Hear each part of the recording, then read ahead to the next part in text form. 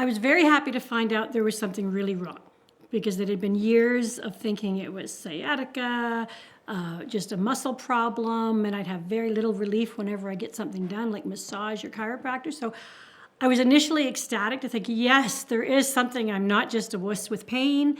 But the next feeling was, whoa, this is major surgery. I've never had major surgery before. And I was nervous. I was very anxious and scared. And I live alone, so I was very worried about how well I would do on my own after the first night.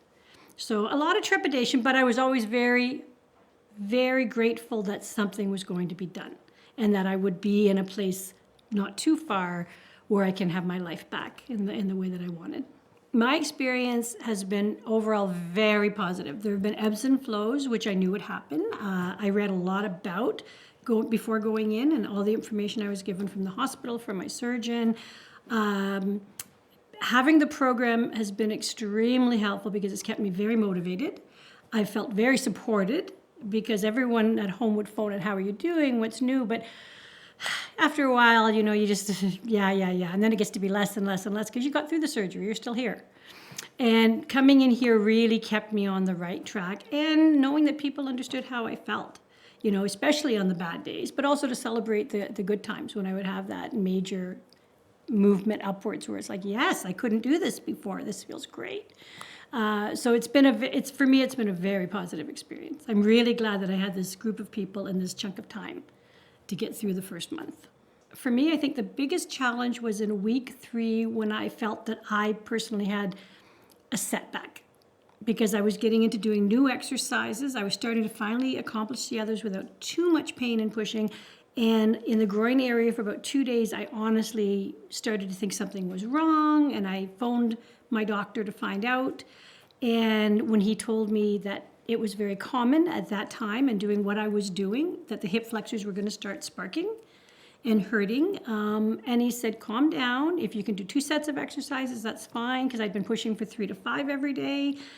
So it kind of just let my anxiety level go down where, okay, it's not being dislocated necessarily. I haven't done anything wrong to it. This is part of the process, and you just have to take the hard times with the good and just bear through it to get to where I want to be. So that was probably, week 3 was probably the hardest for me. I really had a hard time doing the exercise, especially at home. I think for me the best was when I came in and the lady that I was filming with that day was on a cane and I still had a walker. And for some silly reason, I had a walker at home. I had never thought to try using a cane.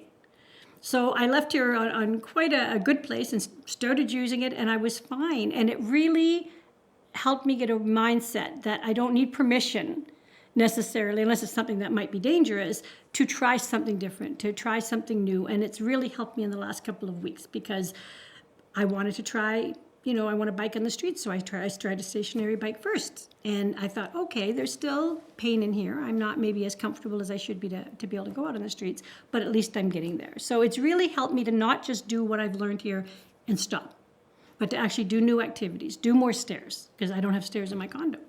And so whenever I do the 3 stairs out front, it kept hurting. And so I started doing a few more and finding stairs and seeking them out. And so that was a big one. And another time, probably the beginning of last week, where I just came in and the exercises didn't hurt. They were uncomfortable, but they didn't hurt.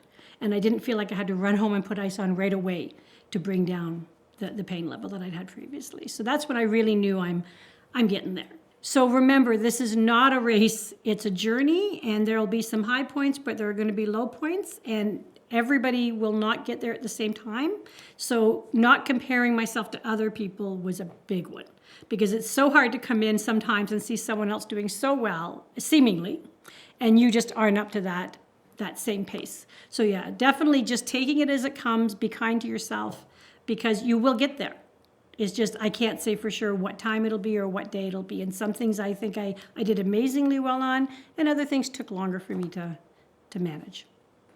Also remember to take stock of where you started and where you've come. Thinking of that on a regular basis really helped me to stay motivated and to stay in the right mindset in order to keep going, even when it seemed, not that I wasn't getting anywhere, but that it was really difficult and really painful and sometimes just feeling a little defeated. So remembering where I was and where I am today is it's tremendous, and it's only been a month, so I can't imagine what the next couple of months will be like going forward. Some other good advice is surround yourself with positivity and let friends and family help you. They really want to, and it helped me a lot with just even, sometimes I didn't need anything, and I just tell them I did, and they'd bring over milk, and we'd sit and have a cup of tea, and it made my day so much better. And if I hadn't done my exercises yet, it certainly motivated me to want to do them. So having good people around is a big part of recovery.